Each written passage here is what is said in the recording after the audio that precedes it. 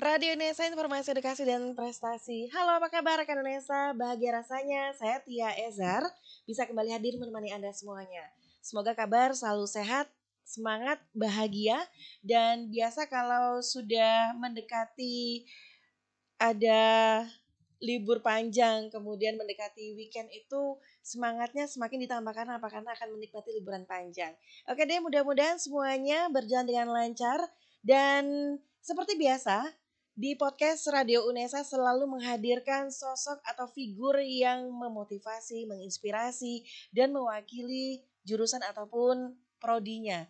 Nah, kali ini saya berkesempatan bertemu langsung dengan beliau, narasumber saya, Kajur PMPKN sekaligus Kaprodi S1 PPKN dari Fakultas Ilmu Sosial dan Hukum Universitas Negeri Surabaya. Beliau adalah Dr. Oksiana Jatiningsih MSI, saya panggil beliau Bu Oksi, betul? Betul. Halo Ibu, apa kabar? Baik. Alhamdulillah sehat ya Ibu? Alhamdulillah sehat. Oke, kacamatanya pink, kemudian lipstiknya pink. Saya jadi pengen seperti Ibu ini, cantik sekali hari ini. Terima kasih. Cocok dengan batik yang dipakai, cantik juga. Terima kasih. Oke, Bu Oksiana ini adalah dari S1 PMPKN IKIP Negeri Surabaya sebelum menjadi UNESA. Kemudian S2 Ilmu Sosial UNER, kemudian S3 Ilmu Sosial UNER juga. Dan mengabdikan diri sekarang berdedikasi di Universitas Negeri Surabaya. Baik Ibu, rasanya saya ingin langsung bertanya. Mungkin bisa dijelaskan ke rekan UNESA semuanya seputar profil dari prodi Ibu, sejarah, awal mulanya, kemudian mungkin disertakan visi misinya juga. Oke. Prodi PPKN itu salah satu prodi yang tua ya. Senior kalau di Fakultas Ilmu Sosial. Berarti Jadi sudah lama ada di UNESA, dulunya iya. IKIP. Iya, dulu IKIP. Sejak IKIP ada, dia sudah ada. Membidani lahirnya. Ya, termasuk itu. Jadi bersama-sama dengan prodi sejarah, prodi geografi, prodi PMPKN. Waktu itu jurusan ya nyebutnya ya. Jurusan PMPKN lahir. PMPKN. Jadi sejak 1964. 1964 Iya. luar biasa. Ini kalau usia gitu seperti orang yang sudah matang gitu Bu ya. Insya Allah 56 begitu. gitu ya. 56 ya. 56. Oke. Baik. Kemudian mungkin bisa dijelaskan lebih lanjut Ibu terkait dengan prodi ya, prodi PPKN gitu Bu. Prodi PPKN. Jadi prodi PPKN jurusannya PMPKN. Jurusannya PMPKN. Oke, boleh cerita sebelumnya ya? Oh boleh Bu, Ya, boleh jadi banget. jurusan PMPKN dulu itu hanya punya prodi PPKN ya. Sebelum itu tidak ada nama prodi ya, tapi sejak tahun berapa itu yang kemudian mengharuskan ada prodi-prodi di dalamnya, maka ada prodi PPKN. Nah, di prodi PPKN sebagai prodi senior di PMPKN yang kemudian melahirkan prodi-prodi yang lain. Nah, jadi dulu prodi Administrasi Negara D3 itu lahir dari PPKN. Kemudian S1 PPKN, S1 AN itu juga ya, sekarang AP ya namanya ya. Ya, itu juga lahir dari PPKN dan S1 Hukum pun dilahirkan oleh PMPKN. Jadi semula kami bergabung di satu prodi, kemudian masing-masing sudah lebih dewasa, dilepas gitu ya, dilepas menjadi prodi tersendiri. Menjadi sekarang ada S1 dan D3 AP, lalu ada S1 Hukum. Dulu kami dalam satu naungan jurusan PMPKN. Nah, sekarang kami sendirian di prodi PPKN, jurusan PMPKN. Nah, melalui pendidikan di sini ya, kalau misalnya mahasiswa belajar di prodi PPKN, visi kami adalah menjadi program studi yang unggul dalam bidang pendidikan Pancasila dan kewarganegaraan dan selalu berinovasi sehingga menghasilkan lulusan yang bermoral, bermartabat dan mampu berdaya saing global. Nah, melalui itu kami mencanangkan misi ya. Yang pertama, menyelenggarakan pendidikan yang meliputi pembelajaran inovatif, bimbingan dan latihannya efektif untuk menghasilkan calon guru PPKN, kemudian menyelenggarakan penelitian di bidang kewarganegaraan ya, PPKN, menyelenggarakan pengabdian di bidang PPKN, kemudian menjalin kerjasama dan kemitraan dengan stakeholder, dan menyelenggarakan layanan profesional kepada masyarakat. Nah, harapannya kalau misalnya mahasiswa belajar di PPKN ini mau jadi apa? Betul. Yang pertama tentu menyiapkan mereka menjadi calon guru PPKN. Ya, tentu saja yang inovatif, kreatif gitu ya, yang mampu memanfaatkan iptek dengan baik. Kemudian mereka juga bisa berkemungkinan untuk menjadi calon penggerak komunitas kewarganegaraan. Nah, calon penggerak komunitas kewarganegaraan. Karena itu mata kuliah pun kami desain untuk bisa mengantarkan mereka tidak hanya jadi calon guru PPKN tapi juga menjadi penggerak masyarakat komunitas kewarganegaraan tadi. Kemudian juga menjadi calon peneliti muda, terutama di bidang ke-PPKN-an ya, jadi kewarganegaraan dan moral Pancasila. Nah itu jadi 3 hal itu menjadi CPL kami ya. Yang utama calon guru, yang kedua terkait dengan penggerak komunitas kewarganegaraan, dan yang ketiga menjadi calon peneliti muda. Oke. Gitu. Ini pertanyaan saya berdasarkan apa yang Bu Oksi sampaikan. Mengapa kita harus mengetahui atau mempelajari pendidikan moral atau pendidikan kewarganegaraan, terutama Pancasila? Moral Pancasila itu kan milik kita ya. Siapapun jika menghendaki Indonesia ini tetap ada, mestinya moral Pancasila menjadi miliknya. Karena kan Pancasila itu menjadi dasar negara, dasar ideologi negara, di mana negara kita, kepribadian kita harusnya didasarkan pada Pancasila. Ya, harusnya tercermin perilaku kita, nilai-nilai Pancasila itu luar biasa. Ya kalau kita perhatikan sejarah, coba sejarah para the founding fathers kita. The founding mothers kita saat itu bagaimana memperjuangkan, menata supaya nilai-nilai saat harus menyiapkan negara baru, nilai-nilai apa ini yang jadi dasar untuk negara kita. Lalu melalui proses yang tidak mudah, kemudian kita miliki Pancasila. Dan luar biasa, Pancasila ini mengatur mulai dari kita ini insan Tuhan, sampai dengan kita ini hidup sebagai pribadi harus bagaimana, sampai dengan bagaimana kita akan menuju menjadi masyarakat yang adil dalam pemerintahan, semua ada. Nah, jadi kalau kita mau menjaga Indonesia, kalau cinta Indonesia, harusnya Pancasila memang harus menjadi bagian dari tidak hanya diketahui, tapi juga menjadi kepribadian kita, menjadi panduan kita di dalam hidup sehari-hari. Betul sekali, menjadi karakter yang kuat gitu ya. Kalau bangsa Indonesia itu memang harus mencerminkan dasar-dasar yang sudah dijelaskan, kemudian sudah diperjuangkan oleh para pejuang sebelumnya. Nah, terkait dengan pendidikan Pancasila dan kewarganegaraan di S1 Prodi Bu Oksi, bagaimana untuk mahasiswanya? Apakah mereka kemudian ketika masuk, kalian harus hafal Pancasila, kalian harus hafal dasar negara, lambang-lambangnya, atau seperti apa? Kemudian terkait perkuliahan juga.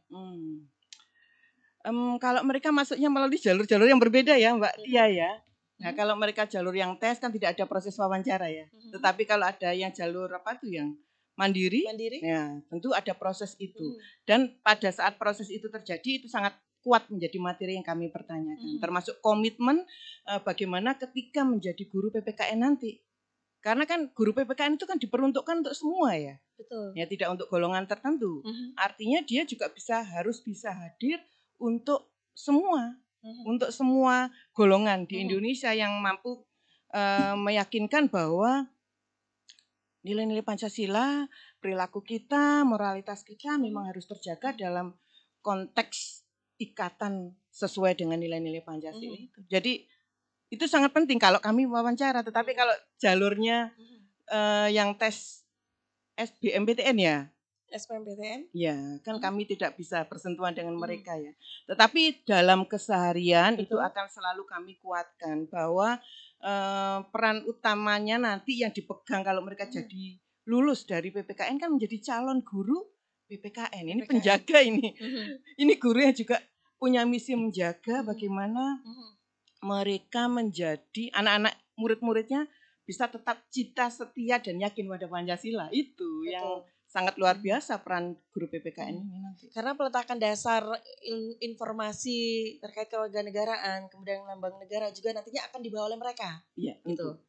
Dan berarti sempat di tracking ya Bu ya, bahwa kalau yang melalui proses wawancara ketika masuk di prodi ini mereka punya motivasi yang kuat. Kemudian ketika masuk pun di luar jalur yang reguler pun mereka juga sama. Berarti mereka sudah tahu nantinya mereka akan mendapatkan mata kuliah apa di Prodi Biasanya di S1. awal itu kami juga ini tanya-tanya ke mereka saat mereka masuk pertama Kayak kali. jaring pendapat gitu Bu ya. Bayanganmu apa sih kuliah di sini gitu. Nah, sebagian besar mereka membayangkannya begini Mbak Tia. Nggak ada hitungannya Bu, nggak ada hitungannya. Jadi kayaknya hitungan menjadi masalah. Jadi menghindari hitung-hitungan eksakta gitu ya. Iya, Tapi padahal pondasinya mereka juga kuat loh Bu ya, secara kepribadian, karakter itu kan penting untuk ditata, apalagi untuk generasi yang sekarang tergerus dengan banyaknya informasi, teknologi yang canggih. Kalau tidak disertai dengan peletakan dasar moral yang bagus, saya rasa juga nggak ada apa-apanya gitu kan. Iya betul. Jadi bangsa kita ini kan membutuhkan keyakinan yang kuat tentang nilai-nilainya, tentang dirinya gitu. Betul. Karena tanpa itu mudah terombang-ambing jadinya. Betul. Ya. Jadi kendati pun ilmu pengetahuannya bagus, tetapi kalau tidak memiliki kecintaan, keyakinan pada bangsanya sendiri, ya kita tidak akan hidup menjadi bangsa yang bermartabat saya kira. Betul. Jadi dirinya akan hilang gitu ya. Itu dia. Identitas kan sekarang jadi persoalan ya. Jadi identitas nasional kita bisa jadi tergerus loh ketika kita merasa bahwa yang lain, negara lain lebih baik dari negara kita semuanya. Sampai semuanya ya, sampai gaya-gaya hidupnya gitu. Nah, itu kan menjadi masalah, jangan. Orang lain mengagumi kita, tapi kita sendiri malah kagum pada yang lain. Itu kan bahaya itu nanti. Betul. Artinya ketika ada akulturasi budaya, harusnya juga disertai dengan kita tuh jangan lupa bahwa kita ini orang Indonesia punya adat, punya tradisi, punya jati diri yang khas gitu, yang orang lain juga, negara lain bahkan tidak punya gitu. Bu, kalau bicara seperti yang di awal Bu Oksi cerita, ini kan mahasiswanya menghindari hitung-hitungan. Tapi bukan berarti terus mereka nyantai gitu Bu ya? Enggak lah. Mereka nggak tahu kalau ada statistik juga kok di PPKN. Padahal pada saat skripsi pun mereka akan bertemu dengan ketemu lagi. Betul sekali. Cuman kan kadang-kadang mereka kayaknya merasa yakin wah nggak ada hitung-hitungan di sini katanya begitu. Padahal kan muncul mata kuliah yang lain. Jadi bayangan mereka pada saat pertama masuk itu ya kira-kira tentang seputar ini. Seputar yang dipelajari di PPKN saat mereka SMA. Padahal kan tidak. Jadi di PPKN itu kan memang tidak ada ilmu PPKN kan nggak ada ya. Betul. Ya, tetapi di dalamnya adalah kajian-kajian ya karena ini multidimensional dari kami. Karena itu di dalamnya ada rumpun-rumpun mata kuliah. Jadi ada rumpun mata kuliah kependidikan tentu ya. Kemudian nilai moral, sosial dan humaniora, kemudian politik dan hukum. Jadi bidang-bidang kajiannya di sana. Nah, ini yang kadang-kadang belum dipahami dengan baik oleh mahasiswa baru. Sehingga ketika mereka di awal-awal itu ya gitu aja. Dipikirnya tidak ada yang lain-lain padahal ada penyerta yang tadi kan kami punya peneliti muda ya. Nah, peneliti muda itu kan salah satunya kan penguasaan terhadap metodologi penelitian kuantitatif yang di dalamnya tentu ada syarat apa itu statistik. Dan di ini kami juga ada syarat ini kok, numerik juga menjadi bagian yang harus dikuasai oleh calon mahasiswa. Oke, jadi di antara rumpun mata kuliah yang ada di S1 PPKN ini apa yang menjadi mata kuliah unggulan? Sebetulnya kan kalau bicara PPKN nggak unggulan itu maksudnya gimana? Maksudnya yang menjadi ciri khas boleh dikatakan seperti itu, yang bukan favorit ya artinya ini pencirian dari prodinya. Ya, jadi Mbak Tia kalau kita lihat PPKN itu di mana-mana agak berbeda ya. Jadi ada yang dominan hukum. Karena itu dulu disebut civic hukum dulu. Zaman-zaman guru saya, dosen saya itu civic hukum. Karena ada hukum yang cukup dominan. Nah, tetapi kemudian seiring dengan tuntutan perubahan, maka tadi saya sebutkan ada 5 rumpun ilmu. Tetapi apa sih yang berbeda di PPKN? Betul? PPKN UNESA ya. Nah, kami mencoba untuk melihat persoalan kewarganegaraan itu bukan persoalan yang hanya berhenti di Indonesia, dalam negeri saja. Nah, persoalan kewarganegaraan itu juga mencakup warga negara global. Jadi orientasinya juga harus ke global. Karena itu kami punya pandangan bahwa warga negara yang akan dikembangkan adalah warga negara transformatif.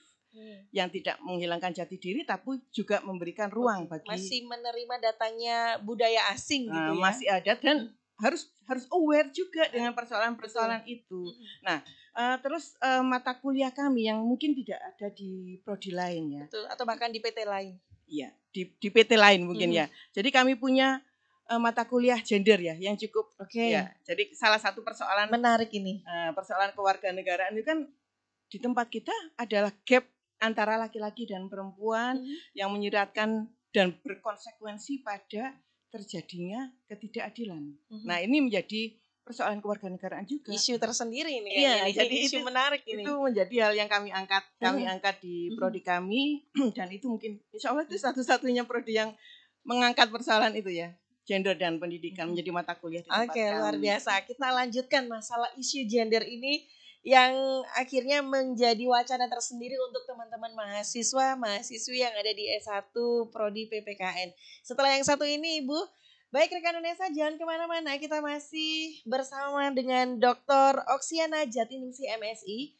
Beliau adalah Kajur PMP KN sekaligus Kaprodi S1 PPKN Fakultas Ilmu Sosial dan Hukum Universitas Negeri Surabaya.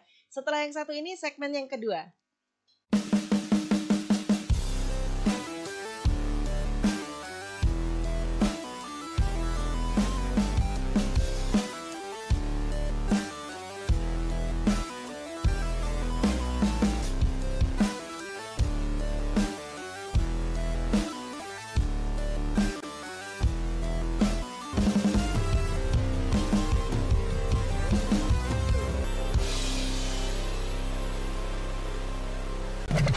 Radio Unesa.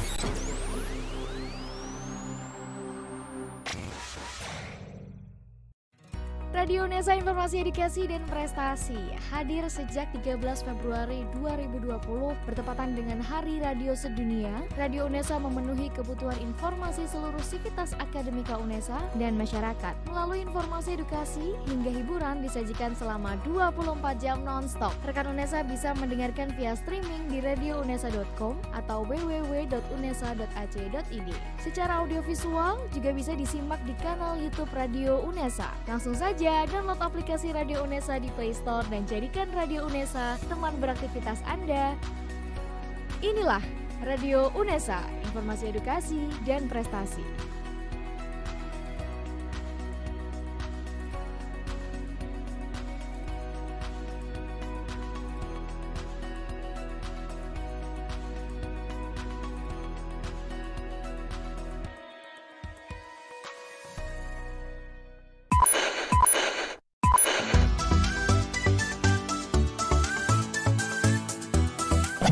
Radio Unesa.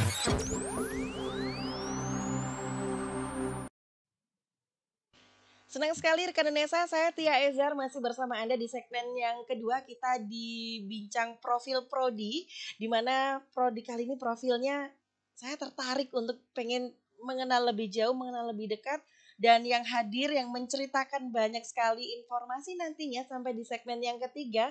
Masih bersama dengan Dr. Oksiana Jatiningsih MSI, saya manggil beliau adalah Bu Oksi. Nah, tadi sempat sebelum break di segmen yang kedua kita membahas seputar isu gender. Ternyata isu gender ini diangkat menjadi topik disertasi beliau. Mungkin kita langsung bertanya, ini bagaimana Ibu kok bisa mengambil isu gender? Ya, Mbak Tia.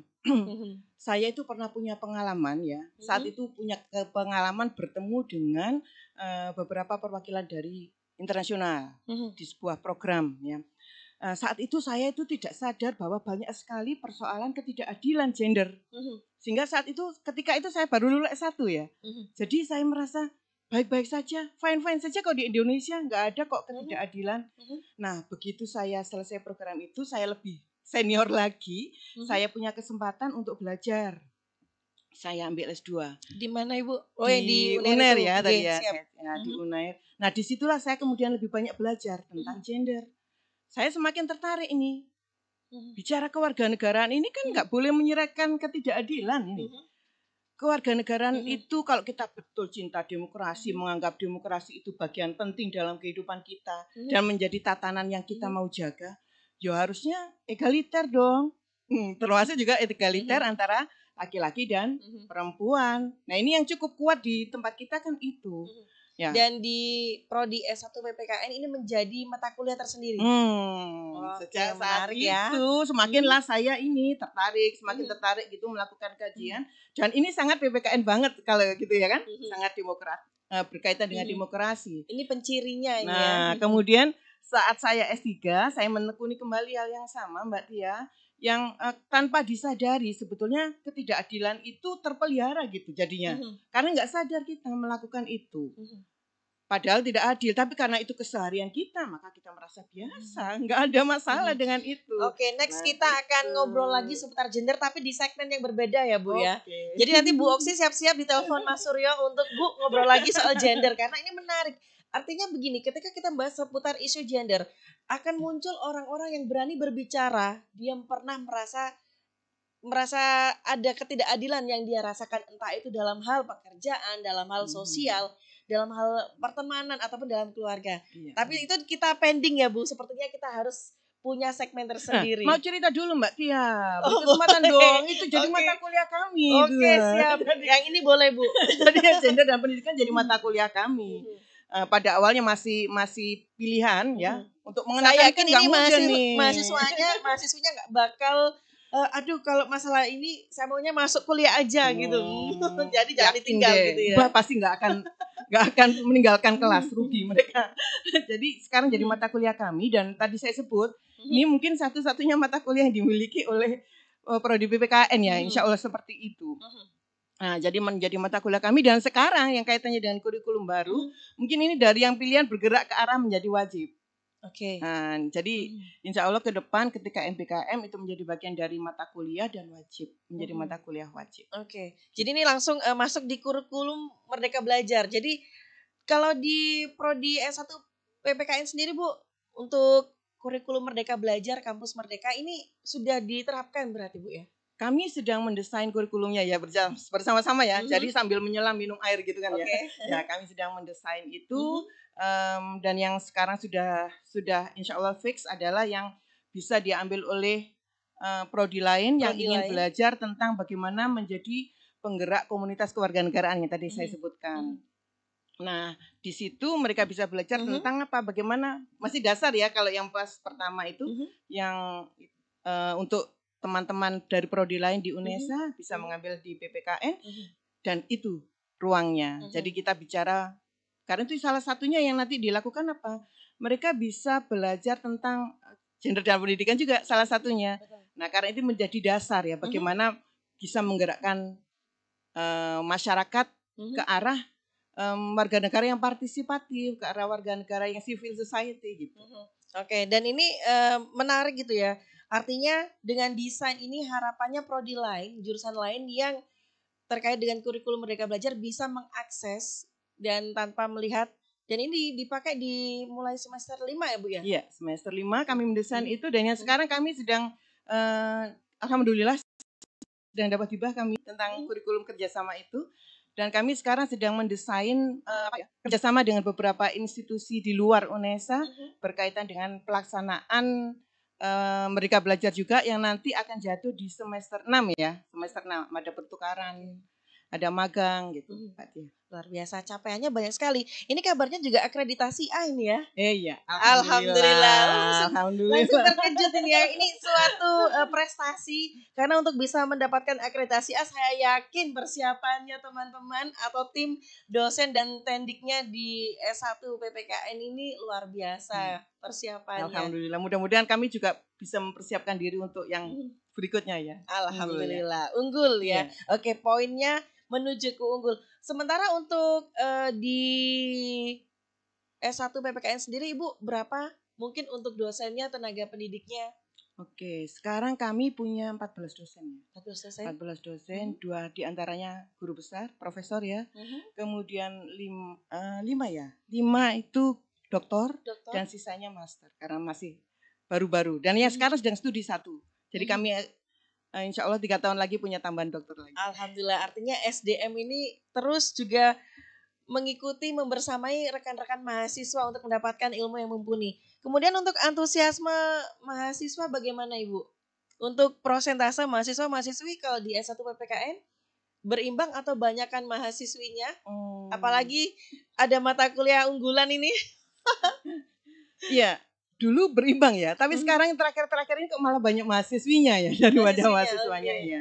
Jadi kayaknya lebih perlu promosi juga untuk mengundang mahasiswa. Oke. Dan kalau terkait dengan Ibu pernah mengamati tidak dari tahun ke tahun ini untuk peminat di S1 PPKN bagaimana? Terus meningkat, kemudian dengan kuotanya bagaimana? Ya, kami buka kuota 90 Mbak ya, yang tahun 90, ini ya oke. 90 terpenuhi ya.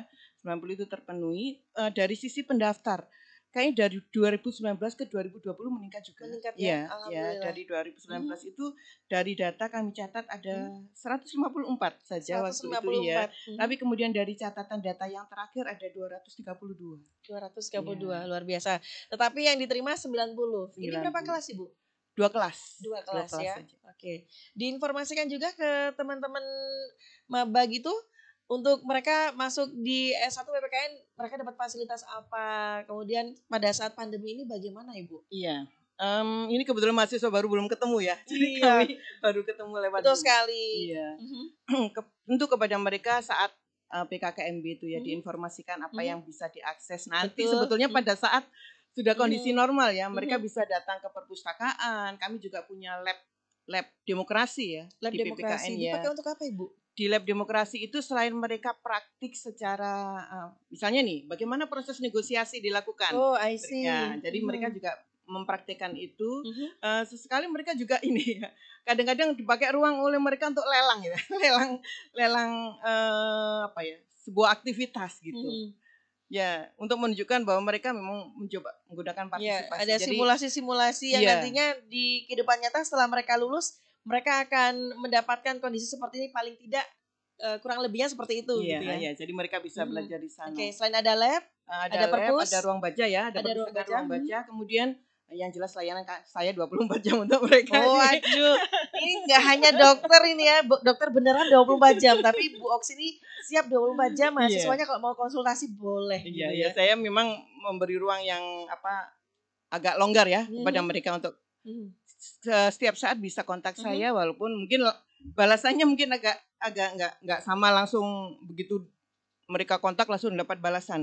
Nah, selain itu Mbak Tian mau cerita dulu juga. Boleh. Di tempat kami mahasiswa itu juga punya klub-klub gitu ya. Jadi yang Civic Study Club yang sekarang baru saja dirintis oleh anak-anak, mereka sudah melakukan kegiatan, mereka diskusi-diskusi begitu biasanya.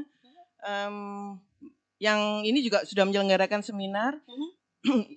Yang Civic Study Club berada di bawah HMJ ya, jadi mereka punya komunitas begitu terkait dengan itu. Lalu kami juga ada komunitas yang mandiri ya, jadi mereka menggagas sendiri kegiatan itu. Komunitas pecinta Pancasila namanya. Ini sudah cukup lama, kira-kira tahun berapa ya? 2013-an mungkin ya adanya itu ya. Jadi sudah cukup lama. Komunitas ada pecinta Pancasila. Jadi kita, mereka menyebutnya begitu. Oke. Kita. Ya. Tahun 2013. Insya Allah begitu mulainya. Ya. Jadi sama, mereka ekspresi sebagai warga negara yang cinta pada Pancasila, kegiatannya ya diskusi-diskusi, kemudian melakukan kegiatan sosial juga mereka. Luar biasa. Oke, lanjut ke fasilitas sarana prasarana ini di Fakultas Kampus Ketintang ya Bu ya? Iya betul. Kegiatan belajar ya, kami punya 4 ruang ya, 4 ruang besar begitu untuk kegiatan belajarnya, difasilitasi dengan standarnya ada AC ya, di sana ada AC, kemudian ada LCD. Ya, jadi itu selalu ada di tiap kelas. Yang lain-lain wifi ya. Di gedung apa Ibu? Jadi kalau gedung misalnya I1. saya ke Kampus Ketintang saya mampir gitu. Ya, saya tunggu ya Mbak Tia ya. Siap. Gedung apa Bu? Di I1 Mbak Tia. I1 ya. Nah, jadi kalau itu masuk langsung lurus. Nah, itulah. Oke. Nanti kalau saya mau ke fakultas saya mau berkunjung ke Bu Oksi ke prodinya. Oke, dengan tangan terbuka. Oke. Bu kembali Bu Oksi ini kan 24 jam menerima teman-teman mahasiswa yang mau konsultasi. Kemudian apakah ini muncul pada saat pandemi saja? Karena kan pandemi kan daring ya Bu ya teman-teman. Itu bagaimana Bu? Di PPKN kan ada model daring atau ada luring juga. Bagaimana?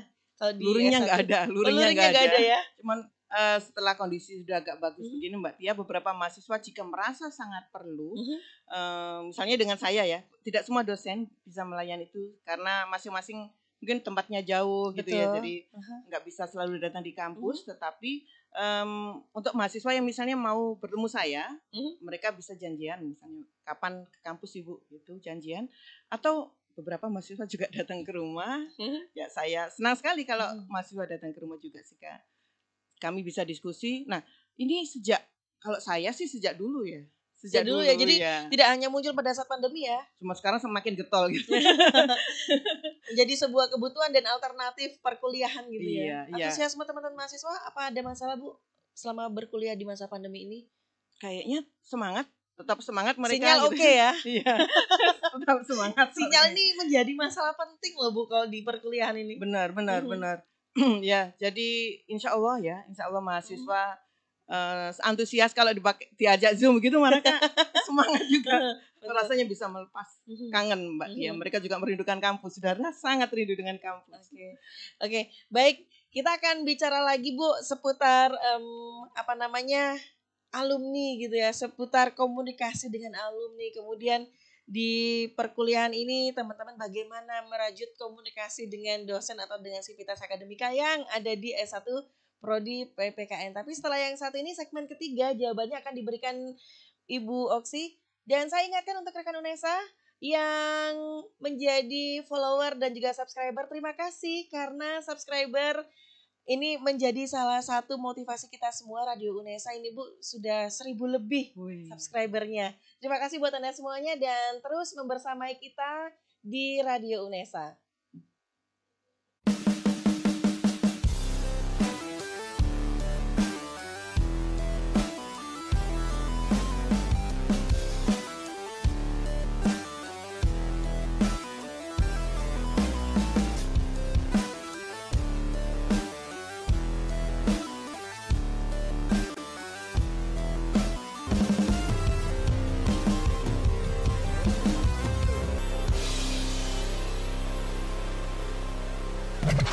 Radio UNESA.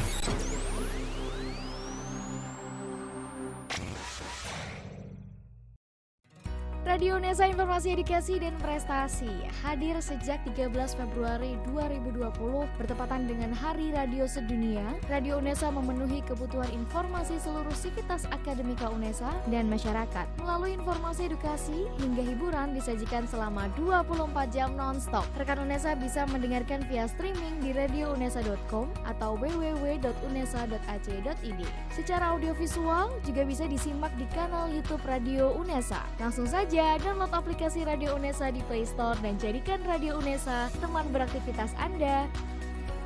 Inilah Radio UNESA, informasi edukasi dan prestasi.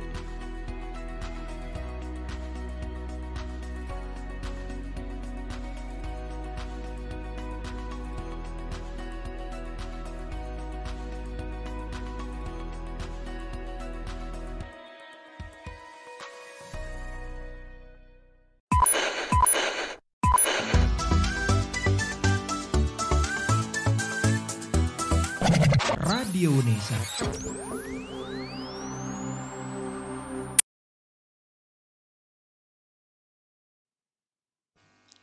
Baik rekan UNESA, kita di segmen yang ketiga masih bersama dengan Dr. Oksiana Jatiningsih MSI, Kajur PMPKN sekaligus Kaprodi S1 PPKN Fakultas Ilmu Sosial dan Hukum Universitas Negeri Surabaya. Saya penasaran juga dan terkait banyak hal yang sudah disampaikan, yang belum saya sentuh adalah seputar alumninya Ibu. Mungkin juga bisa bercerita ke rekan UNESA, alumninya, kontribusinya, kemudian kembali ke prospek ketika mereka nanti lulus. Wah, mungkin di awal sudah dijelaskan ya, kayak mereka akan menjadi guru gitu ya, kemudian mereka menjadi bagian dari masyarakat di tim penggerak, kemudian mereka bisa jadi entrepreneur atau dan sebagainya. Iya benar Mbak Tia. Jadi yang utama tentu jadi guru ya. Jadi banyak lulusan kami yang jadi guru bahkan dengan masa tunggu yang 0 gitu ya. Jadi mereka langsung dapat pekerjaan. Kemudian selain itu banyak juga lulusan kami yang bergerak di politik. Di politik. Iya, jadi mulai dari anggota dewan sampai dengan di KPU gitu banyak. Nah, kemudian beberapa di antara mereka juga menekuni ini ya, usaha-usaha pendidikan juga. Nah, jadi memang lulusan kami macam-macam kerjanya, termasuk di bank. Ada beberapa yang bekerja di bank juga. Jadi ini juga membuka wacana kita semua bahwa walaupun ngambilnya di jurusan S1 di prodi S1 PPKN, tetapi banyak terbuka kesempatan untuk bekerja di segala bidang gitu ya. Iya, Artinya betul. luaran dari UNESA ini diakui secara keilmuan dan juga secara soft skill-nya gitu ya untuk Iya. bisa diterima di semua lini pekerjaan gitu. Jadi jangan khawatir rekan UNESA, buat Anda yang menyaksikan podcast kita, ada pandangan gitu ya untuk anak-anaknya diarahkan untuk masuk UNESA di S1 prodi PPKN, banyak loh gitu kan. Kemudian yang juga menjadi pahlawan tanpa tanda jasa gitu ya, menjadi guru yang terus memberikan informasi terkait kewarganegaraan dan Pancasila, itu yang penting gitu ya. Dan ini mahasiswa semua sudah tahu Bu ya, atau memang pada saat pengenalan kehidupan kampus itu diceritakan semuanya gitu. Mbak Tia, Mhm. ikatan alumni kami juga relatif kuat ya. Sangat kuat ya. Iya, jadi kami sudah cukup lama menjalin kerjasama juga dengan ikatan alumni ini. Resepnya apa Bu? Kami merasa saling membutuhkan itu ya, Oke, kayaknya saling membutuhkan. dengan membutuhkan itu. Menjadi satu keluarga gitu ya. Jadi kami alhamdulillah juga secara informal ya, Mhm. mereka masih suka datang kok ke prodi, Mhm. saling curhat, saling Mhm. bercerita tentang dunia kerja, tentang keilmuan itu Mhm. juga. Jadi kami masih Silaturahmi berhubungan, terjaga ya. betul. Dan kalau secara formal kami juga punya ikatan itu. Jadi kami punya ikatan alumni PPKN, kami juga melakukan kegiatan bersama. Jadi biasanya di masa tidak seperti sekarang ini kami punya Olimpiade PPKN ya waktu itu ya. Ini pasti kerjasama antara alumni dengan salah satu kontribusi dari alumni nyata salah satu itu. Kemudian di masa pandemi kemarin karena tidak ada kegiatan itu, kami menyelenggarakan seminar. Jadi digagas oleh mereka. Oke. Kemudian di PPKN sendiri apakah juga menjalin kerjasama dengan stakeholder atau institusi lain, instansi lain, Ibu? Iya, Mbak Tia. Jadi selainnya tadi ya, termasuk tentang pembenahan kurikulum, kami juga masih melibatkan alumni dan beberapa pihak yang lain. Apalagi yang sekarang ya, kurikulum merdeka. Di kurikulum merdeka ini kami memang dituntut untuk bisa memberi ruang kepada mahasiswa belajar di tempat yang lain. Tadi saya katakan kami punya sekarang ini punya hibah ya berkaitan dengan itu. Dan yang sedang dirancang sekarang dalam masa penandatanganan sebentar lagi insya Allah, kurikulum dengan DP 5A itu pemberdayaan perempuan dan anak, tadi saya katakan gender dan pendidikan ya. Nah, sangat klop kan di sana. Kemudian juga dengan Balitbang sedang dalam masa pembicaraan itu. Dan juga dengan perguruan tinggi lain. Nah, dengan perguruan tinggi lain di prodi PPKN. Jadi kami sedang menata itu. Nah, selain itu kan mahasiswa juga ini ya melakukan kegiatan-kegiatan ya, terutama kalau tidak di masa seperti sekarang ya. Jadi mereka melakukan kunjungan ke DPR, DPRD, dan kami punya kerjasama dengan itu.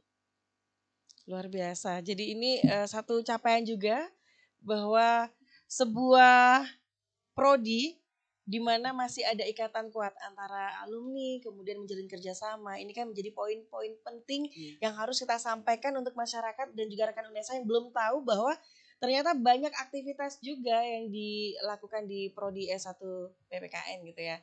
Dan untuk teman-teman mahasiswa juga mengetahui hal itu gitu ya. Jadi memang benar ini sesuatu yang tidak salah kalau mereka memilih S1 prodi PPKN. Oh ya, dan di suatu saat kan kami juga melibatkan mereka sebagai narasumber Mbak Tia. Nah, jadi betul. supaya mereka tahu bahwa kakak kelasnya ini loh dulu dari PPKN. Jadi kayak menunjukkan profilnya betul, gitu ya. Iya, jadi termotivasi. Supaya Jadi mereka ada termotivasi. inspirasi yang nggak jauh-jauh, ini loh kakak tingkatmu Ini loh ada kakakmu, yang betul iya. sekali. Bu, ada lagi yang ingin disampaikan Bu Oksi terkait dengan keberadaan lembaga atau kemudian Ibu punya harapan apa untuk Sivitas Akademika? Mahasiswa ya, saya mau cerita mahasiswa Boleh. PPKN juga mahasiswa yang keren-keren. Jadi banyak prestasi yang ditorehkan untuk UNESA berkaitan dengan itu.